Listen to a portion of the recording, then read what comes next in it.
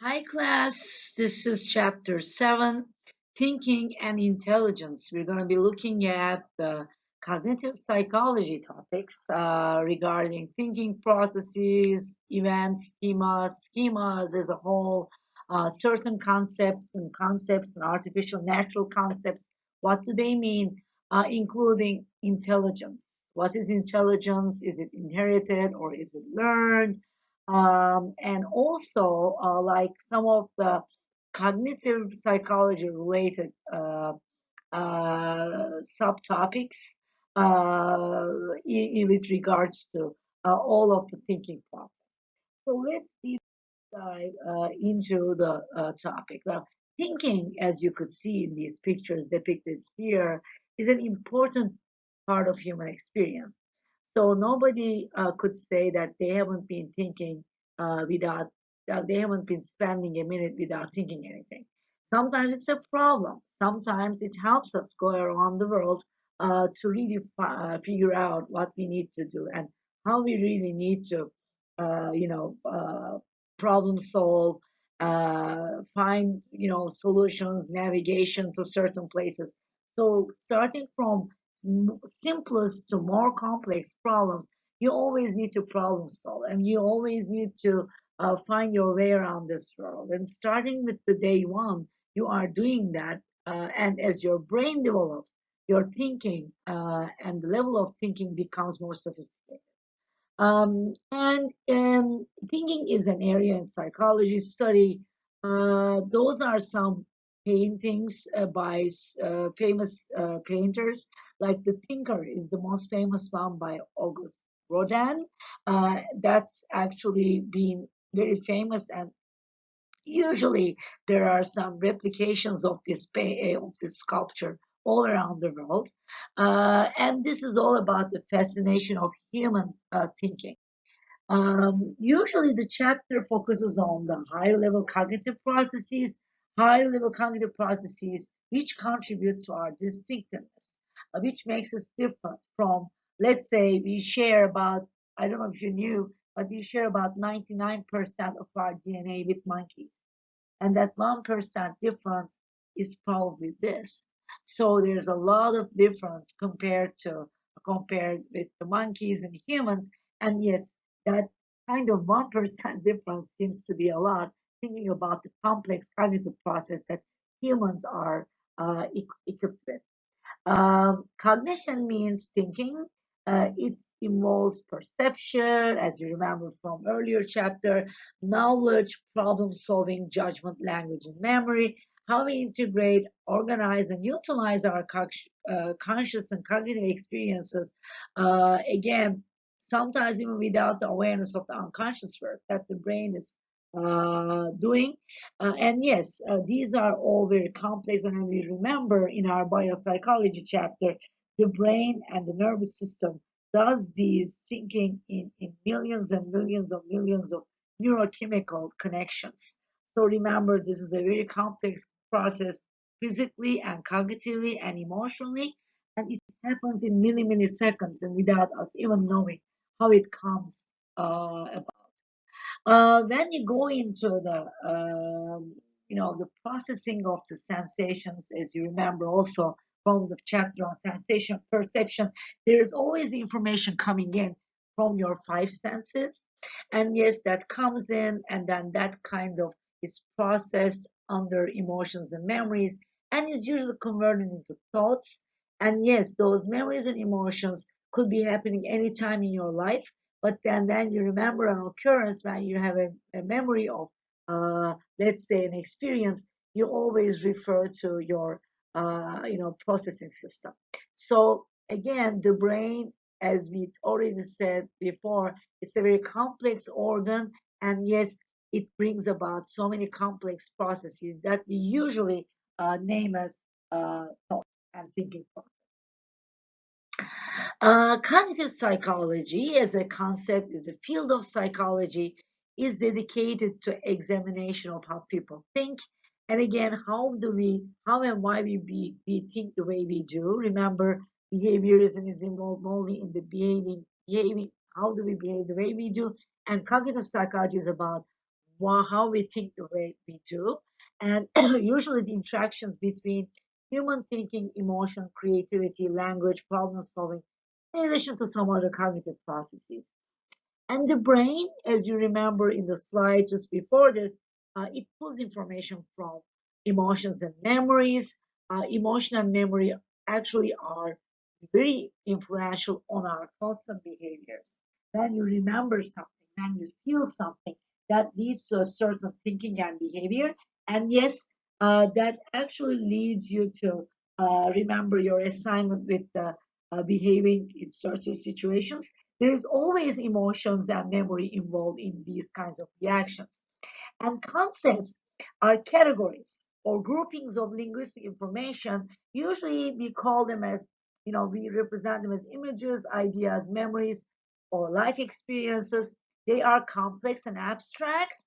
And there's a concept that you really need to know in this course, which is prototype. Prototype is the best example or a representation of a concept. For example, when you describe a doctor, what do you say? What kind of image does come to your mind? So when you say a doctor with a white gown, with a stethoscope, right, usually with glasses on, so somebody like that. And sometimes we even associate a gender type with a certain profession, let's say. The same thing with, for civil disobedience, we remember Rosa Parks. Or for peace and for human rights, we remember Mahatma Gandhi. So any prototype is the best representative of a concept. And yes, we associate some people, some names, some colors with a prototype. So let's say, like the color orange, and the same name applies to fruit, which is orange, right? So maybe when you think about the color orange, you remember immediately the fruit orange, or tangerine or mandarin. So, I mean, these are all prototypes, and yes, they are representative concepts. And we do this because the brain doesn't want to spend too much of energy to really come up with an idea over and over again. It tries to save energy, conserve energy by trying to make shortcuts like this. So prototype is another way of doing shortcuts for the brain to really understand and remember a concept as it is. And there is a difference between the types of concepts. We call them natural versus artificial concepts. Natural concepts usually are created through your experiences. For example, when you were a child, your experience with snow, by people in different locations in the world, they have different experiences with snow, of course. And of course, people in Florida, they don't know much about the snow. So that's why they do fake snows when it comes to Christmas time. Anyway, so any kind of experience, direct experience with a concept, we call it natural concept. Artificial concept, on the other hand, is a concept that is usually defined by a set of characteristics that is not immediately translating into direct experience, usually like geometric shapes like triangles, rectangles, squares, circles. Those are usually artificial concepts. And again, uh, for example, you are trying to learn the math, and let's say you are trying to learn the area of a rectangle or area of a square, a triangle. But before understanding that, it goes by steps. You need to understand the concept of square first, or concept of a circle, before you understand the area of that shape. So natural versus artificial concepts differ in terms of our direct versus indirect experience and how we associate certain concepts with them in the end. Um, and as you can see in this picture, the snow and the artificial concepts here. And again, when you look at these pictures, on the picture B, you see that you immediately associate these concepts with square, a rectangle, triangle, or a globe, let's say. But they are based upon your former understanding of the concept, which is actually taught to you. It was through instruction, usually when you were in kindergarten or preschool, and then you came to associate those with several similar shapes and objects having similar characteristics. Whereas snow is a snow and you experience it through your own experience, like sunshine. It's a direct experience, like a tree, it's a direct experience.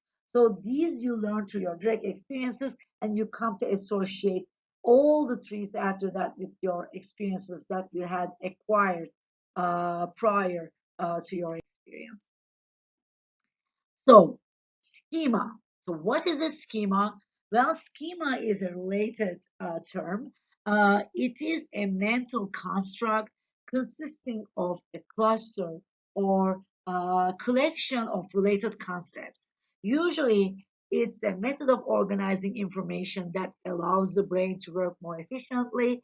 And when it's activated, the good thing is that the brain, remember, is a lazy organ. It makes immediate assumptions and associations about the objects or the person being observed. For example, role schemas. When you think about a mother, you have a schema about being a mother as a role.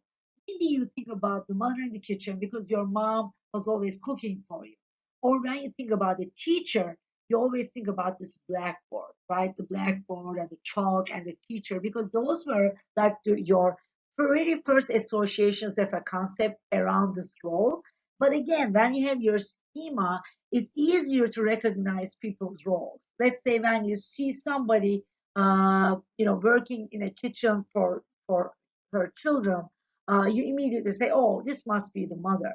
Or let's say you see, you write the prototype, for example, you see this doctor with a stethoscope with a report in his hand or her hand with glasses on, you could probably say, "Oh, this is a doctor, so I might ask him a question." So role schemas are pretty much like that. Your brain combines all the similar experiences over time and kind of merges them into a coherent whole so that you come up with a schema. An event schema is similarly is a set of behaviors that could feel like a routine. Then you go to a restaurant. What is an event schema? Do you go and sit there without being seated? You usually don't, especially if you are residing in New York City, New Jersey, or anywhere in the United States. Whereas in different parts of the world, it's not part of the event schema. You just find a place, you sit in a restaurant. Whereas in the United States, you usually wait to be seated. That's the norm. That's your event schema. And what's the next thing do you do? The waiter comes or waitress comes, and then you ask for a menu, right? You want to look over the meals they're offering, and then you order some food, and then you wait for the waiter or the waitress to serve, and then maybe if you have anything to ask or need additional, you call the person, and then in the end you ask for the bill. And what does it end with? Usually with ending with giving a tip. And that tipping is usually the part of the event schema, especially in New York City. You give high tips usually for the waiters, or you try not to give them lower tips than the ones that are recommended, let's say less than 15%. But that's part of your event schema. There's a video that I want you to see that gives you an example of a greeting schema in US versus Tibet. And that's from 7 Years of Tibet. That's a movie. That's a little scene from there. I hope you enjoy it. But again, that's as odd as it might seem for you. It's part of their event schema, how they greet people. It's kind of strange, kind of weird, maybe for people in other parts of the world, but this is how they do in Tibet. And because schemas and event schemas are very automatic, they are very difficult to change. Similarly, when you go into an elevator, now it's even less crowded because of the COVID-19. But uh, how do you perform when riding an elevator? Do you look like directly to the eye of the other person, or do you turn yourself to the other side? You try not to touch anybody. Do you actually take off your backpacks? Usually do. In CUNY, they ask us, require us to really take off our backpacks. And so these are part of the event schemas, and these are remember, automatic responses, and they save us time when we go to familiar places all the time, or when we try to behave appropriately in a certain situation. An event schema always is at play. Texting while driving. Well, again, it became, since the smartphones became a very, very popular devices, it become a difficult event schema to resist. So usually, whenever there's a traffic, for example, I mean, there's no traffic. If the road is empty and you just go and there you don't see any dangers, let's say, you kind of automatically go and reach your phone to look for some messages or some information. Of course, it's very risky, but again, people do this as part of event schema while driving. Okay, well, language. Well, language is a communication system. And remember, Wernicke's area, Broca's area in the brain is responsible for language acquisition. Language is a system of communication that involves using words and systematic rules to organize words to transmit information, usually from one individual to another. And again, not all communication is language. Remember, we can use body language, we can use some gestures, we can do like let's say in the American Indian times, they had a smoke signal that was part of their language. But again, they always had a different type of language that they were using in, let's say, Apache communities. Uh, Young children master language with relative ease. That's very quick for them because they are not yet forming certain associations with their, native language or mother language. Uh, so because they don't have any more like so complex associations formed yet, they are very much open to learning new and newer languages. It is known that until about 8 years of age, a child can grasp about six separate languages, if they're able to expose the child with those kinds of language teaching exposure. Uh, for Skinner, remember the learning chapter, language is only through reinforcement. So let's say you learn the words to get around you, you are being reinforced by speaking. So whenever you speak, let's say your mom gives you something you like, or let's say because you say something, you protect yourself from danger. So reinforcement conditioning is involved for behaviorists. Whereas for Noam Chomsky, it's biologically determined. And again, that's the reason he says is that similar language development pattern, acquisition pattern is developed in different culture. And a lot of research shows that there's a critical period for language acquisition. So after a certain age, after a certain developmental period, you can't really develop acquire that language as a native language like others do. There is a video that I also recommend you to watch here. It's a video on baby speech discrimination. You see how they're able to discriminate speech as early as a few months old of age. So that's interesting and remarkable. And you will see after a certain age, remembering or pronouncing certain sounds is becoming almost impossible because you're not able to hear the sounds as well as a baby. It's not because your hearing abilities are impaired, but it's because you are now already uh, having a structure for language in your native language system, and that kind of becomes prominent, and that's why you're not able to acquire this new language in its original form. Uh, there is an important question. Does language shape thoughts and actions, or vice versa? Or do you think actions and thoughts shape our language? So where does it start? Where did it start? Linguistic determinists, those are the people who actually study language. They believe that actually language is important to shape thinking and actions. So without language for them, thinking is not possible. But for some other researchers, the opposite could also be true.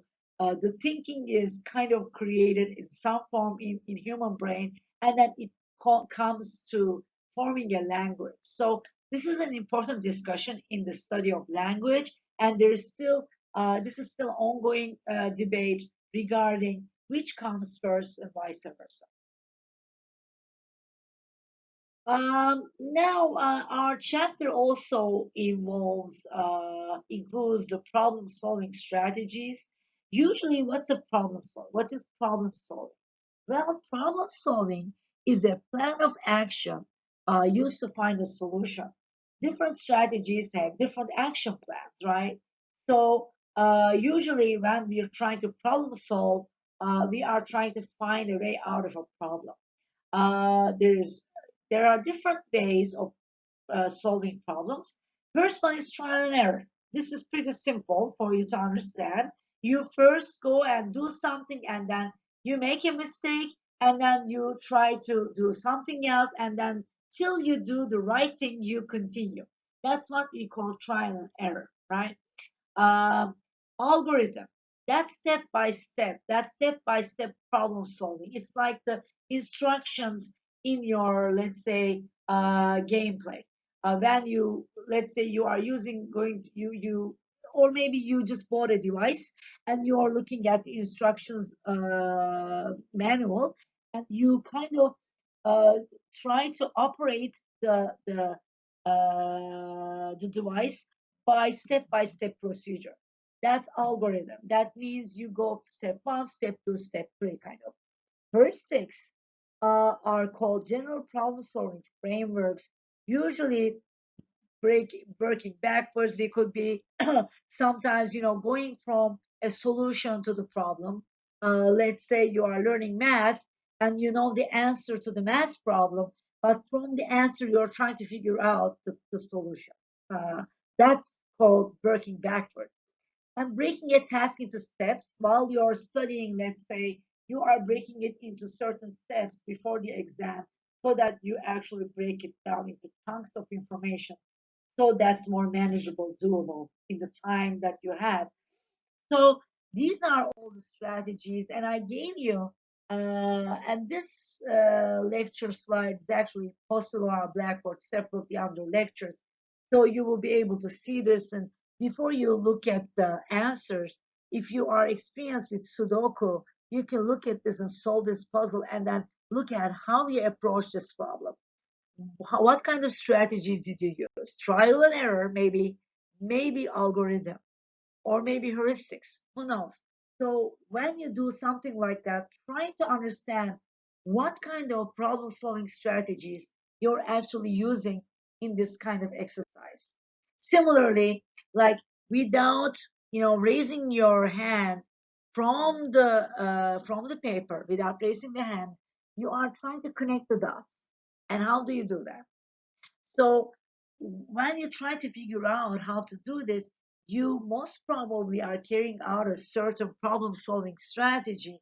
And more important than the answer to this problem, the important thing is how you approach this problem. So please, before you go to the answer, try to look at uh, what are you doing in terms of actionable steps to reach out to the solution. Another puzzle. Here you can see the scales. It's called puzzling scales. And as you can see, certain objects are actually on the different parts of the scale. And yes, as you can see, different objects are weighed evenly in some with regards to certain objects and not the others. And here on the third one, you're trying to understand, to make it even, to make it in balance, what objects needs to come to the other scale. So again, when trying to solve this problem, try to look at what you're trying to do. Trial, error, algorithm, heuristics. What are you using in terms of strategy? And you will see the answers in the lecture slides. Some pitfalls to problem solving. What are some of the pitfalls? Well, some of the pitfalls are usually, some people have functional fixedness. It's a type of mental set where we cannot perceive an object being used for something other than what it was designed for. So let's say you are having an object. So some people with a functional fixed mindset, let's say, uh, they are not able to think about anything. Let's say you have a cotton in your hand. They can't think about its use other than, its regular original usage. Like you use it for, let's say, cleaning some place, like removing of your nail polish, or like, cotton. Whereas some other people could use it for painting purposes, they could be using it for to create a different works of art. So, I mean, thinking about it from its original usage, apart from its original usage, is important. If you are not becoming a becoming fixed in your thinking about objects or things. Uh, and again, there are some biases that people are indulged in. Usually, there are certain biases that people have. For example, anchoring bias is a tendency to focus on one particular piece of information when making decisions or problem solving. So you are trying to focus on one piece of information. Let's say you're focusing on the emotional aspect, or you're focusing on the cognitive aspect only, or the immediacy aspect.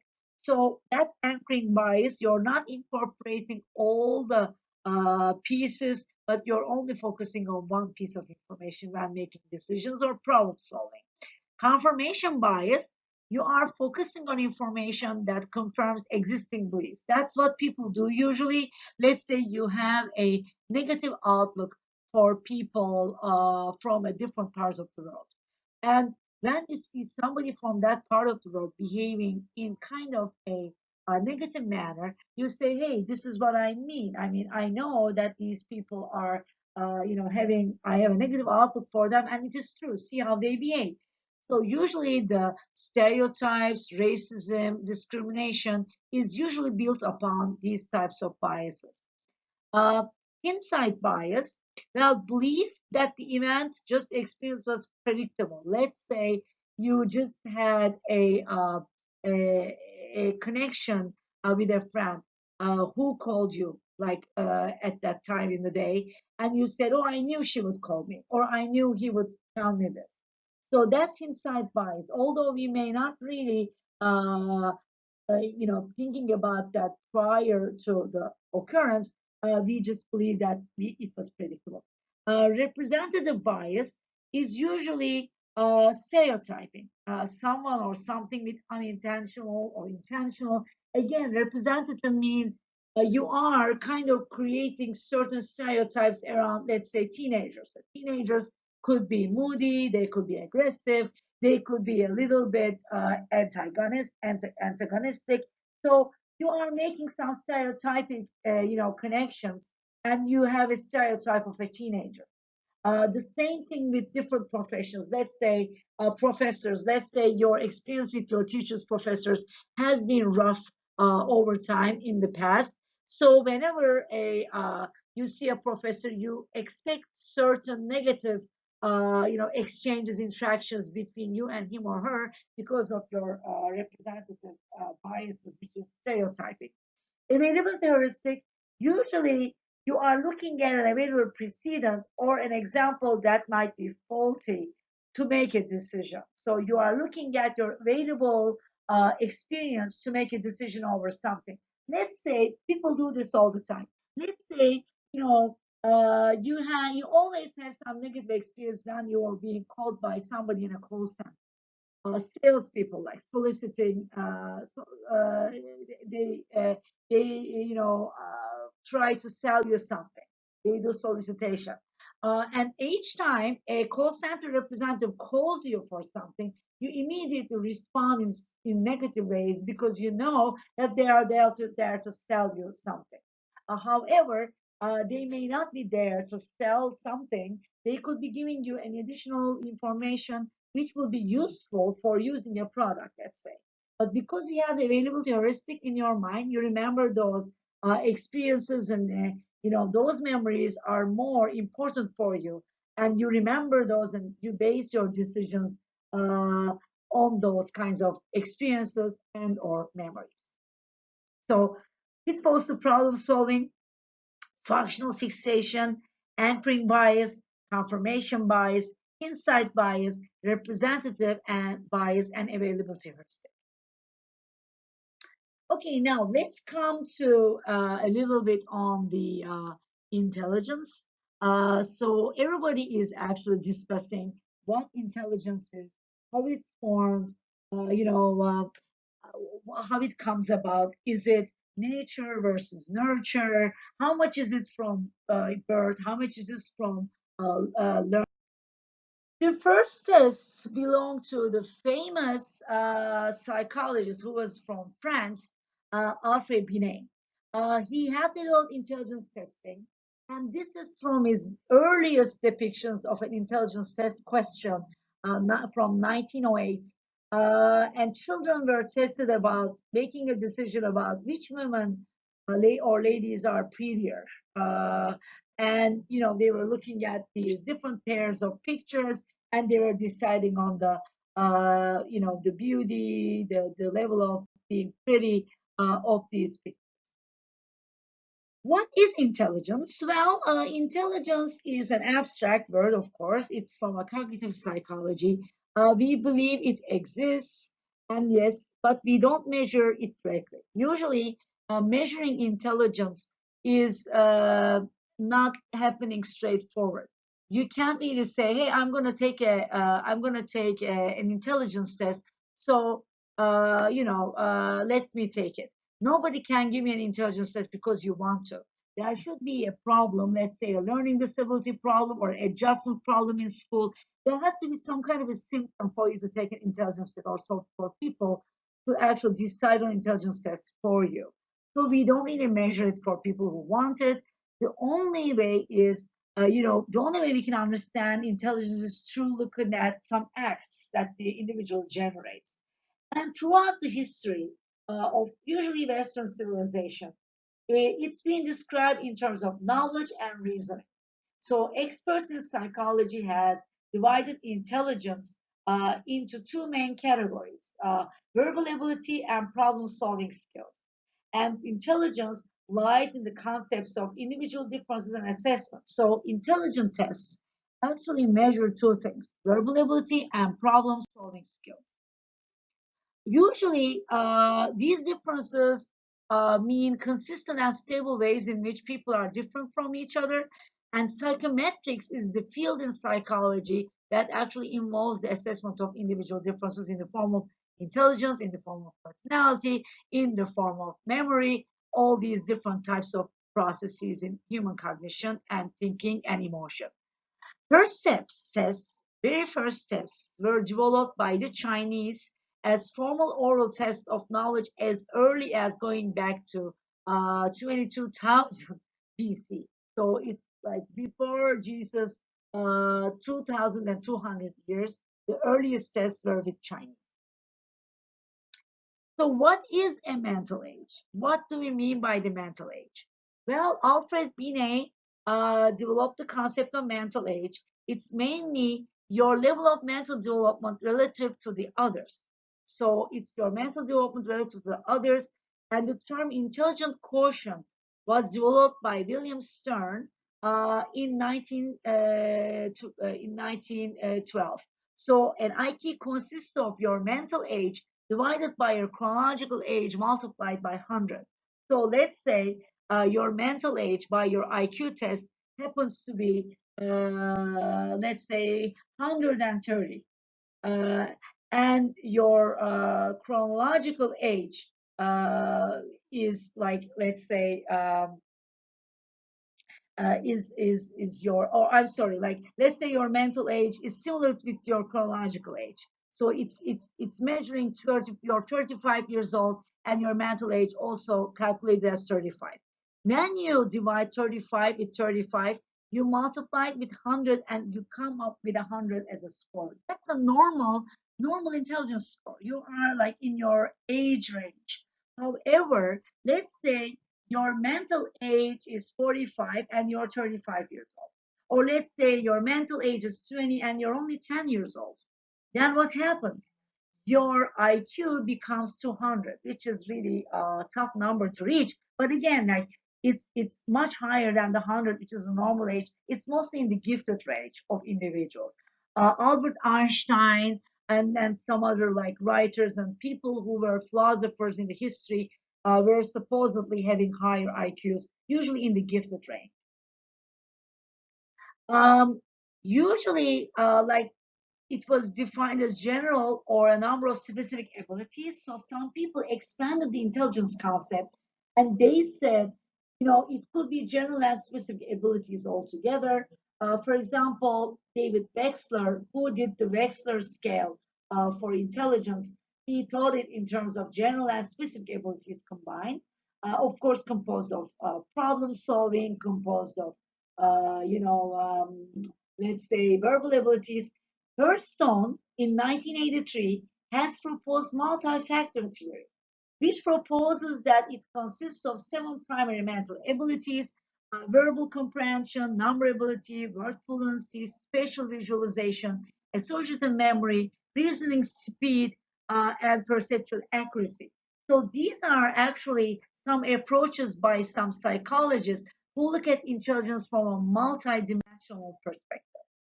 Usually, when you look at the distribution of the intelligence in the population, this is like a normal distribution, and the majority of people are said to have an IQ score between 85 and 115. So this is mostly the IQ scores that range and kind of distributed inside a certain population.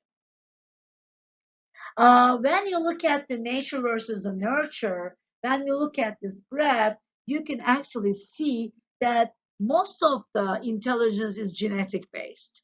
So when you look at this graph, you can see, for example, they did research with adapted parent-child pairs, adaptive siblings, half siblings, parent-children pairs, fraternal twins, identical twins. And when you look at identical twins, look at the percentage of correlation between the IQ scores. You can see that it's a lot of correlation between them. And identical twins are actually sharing 100% sharing of their genes. And look at their IQ correlation. And even though they are reared apart, right? Even though they were raised apart in different environments, you see how similar their IQ scores are.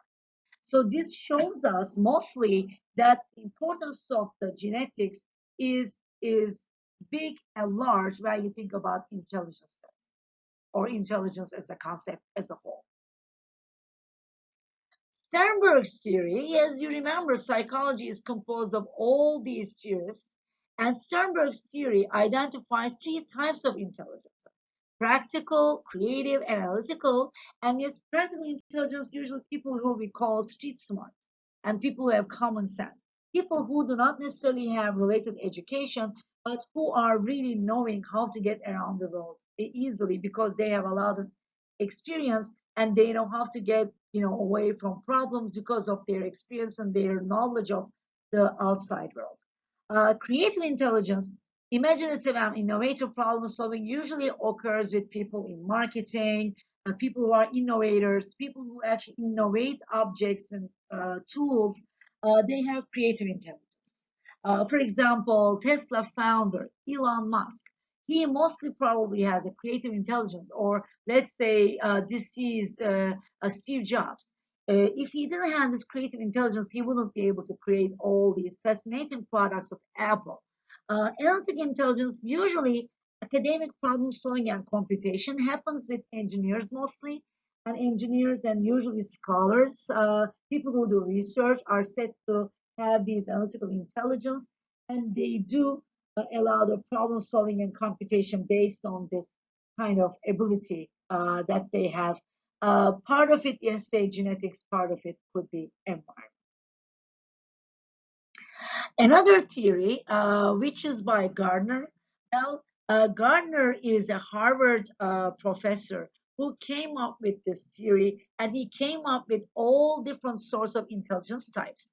That's why people who are not good at math are not necessarily, having lower intelligence scores. Math is a different type of logic, and you don't have to be, you don't have to be named as less intelligence when you're not good at math, because math also relates to your attention and focus skills.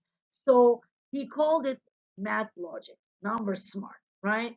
And then he called some people, like some people learn language very easily, and we call them, verbally gifted people, and that he called verbal linguistics. Uh, so again, like thinking about all these different types of intelligence, You can look at, bodily kinesthetic, and all these, different types, like people who dance wonderfully, people who actually have musical abilities. For example, Beethoven. Think about Beethoven, or think about Mozart. They were creating music as young as 5 years old, right? Mozart created a whole opera composition. He composed opera when he was 5. So that's a like a fascinating performance. It's a fascinating ability, and that's raised to, according to Gardner, a musical talent related to musical intelligence. He calls them music smart. And people who are good at interpersonal skills, like when they go into an environment, they immediately form connections with people. Usually, they have so many people in their social repertoire, they are able to refer you to different places because they know so many people. So, similarly, these people are called people smart. Intrapersonal, some people are highly self-aware. They are so much connected to their self. Having a meditation practice is very easy for them. They are so conscious and articulate in terms of their patterns of thinking, feeling, and acting, behaving, because they are self-smart. Naturalists are people who are able to go deep down into the nature and its components, like ecology, animals, plants. They are not only interested in these creatures, but they are able to understand the inner workings and the anatomy, the way their body systems work, the way their nervous systems work. So this is easy for these people to understand the other creatures in the environment. So that's what Gardner calls nature smart people. So now you get the point. Uh, Multiple intelligence theory holds that not everybody is excelling in all these components, in all these different types of intelligence, but they are good at in some and not all of them. And you need to know which ones you are more talented and gifted, so that maybe you invest in those areas in your life, in your career, in your future, so you not only perform much better, but you actually make a life out of it. You create a profession out of it because you already are gifted in that area. There are other tests apart from intelligence. Usually, aptitude test is a type of intelligence test and aptitude test. It predicts your ability to learn a skill or what the individual can accomplish with training. So, aptitude test is mostly testing of an ability or a skill. Whereas achievement tests, usually the tests that you take in school, like the exams that you take, those are achievement tests. They measure what's being learned or what skills have been mastered. And yes, they usually measure like your knowledge on certain topics. Whereas the aptitude tests measure your skill and your ability in a certain topic. And as I mentioned before, giftedness is called having an above average intelligence, like an IQ of 120 usually or higher, and or a superior talent for something. Like remember my example with Mozart, Beethoven, Einstein. Einstein used to have a learning disability when he was a child. Roosevelt had the same.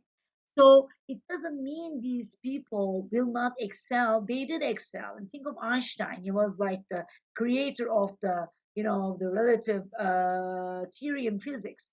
Uh, and let's say Roosevelt. He had so much a political acumen as an American president. So, and until recently, there's another thing you need to know, that giftedness was associated a lot with emotional distress. But again, they do not go necessarily hand in hand as was believed prior. So Virginia Woolf Van Gogh, yes, they had some emotional problems, but it doesn't mean all gifted people are necessarily having some emotional problems on the side. They may or may not have that. So is some research even shows that gifted people could be more mature and have even fewer emotional problems compared to the other people. Final thing about our chapter is dysgraphia and dyslexia. These are some learning problems, learning ability problems. Usually, dysgraphia is learning to problem in learning to write legibly. Usually, these children have problems also in spatial abilities like locations and depictions of pictures and objects and shapes, for example. So they have problems in drawing those shapes and figures.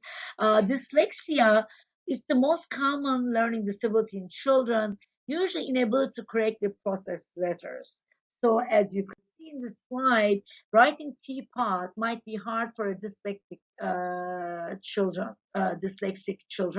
and but there are very famous people, including Richard Branson, who have been really, really talented in entrepreneurship, for example, but they were dyslexic as a child. So dyslexia doesn't mean it carries on with life to a higher level of disadvantage, but it could mean that there's something related to their thinking process. And sometimes dyslexic individuals could be thinking the other side of the coin. More than what's visible or evidence, they could be looking at the other side of things. And yes, although they may not be writing teapot as it is, they could be creating airplanes and spacecraft in the future. So this is about the final, slide.